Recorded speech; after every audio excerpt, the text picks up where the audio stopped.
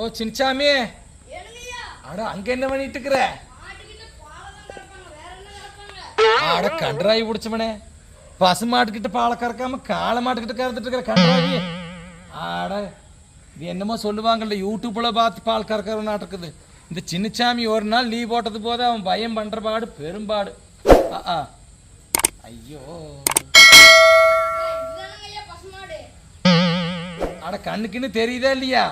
எனக்கு தான் வயசான காலத்துல தெரியாம குந்த பச்சை கோந்துருக்குற. கழுதிக்கு தெரியுமா கப்பூர வாசனை? காளை மாடு கிட்ட கறக்கிறான் பாரு, மல்லுதான் வரு. இந்த பக்கம் வா. இது என்னைக்கு பால் வந்து சேர்றது வீட்டுக்கு? அவளை சொல்லணும் என் பொண்டாட்டிய. எதுலையோன்னு காரோ ஐயா, அது கண்ணுக்குட்டிங்க. அது கண்ணுக்குட்டியாம இங்க வா. முட்டிக்கிட்டு ஏதோ முட்டிக்கிட்டி உடச்சிட போகுது. இங்க வா. என்னமோ சொல்லுவாங்க, போக்கத்தவனுக்கு போண்டா சொல்ற வேலை, வக்கத்தவனுக்கு வடை சொல்ற வேலைங்கிற கணக்கா இதெல்லாம் ஒரு வேலை உனக்கு. படிக்கிறது விட்டு போட்டு பால் கறக்க வார பாரு, ஆளப்பாரு. ஆமாம், இந்த டிவியில வந்து நடிக்கிற வீல விட இவ நடி பெரிய நடிப்பா இருக்குதப்பா.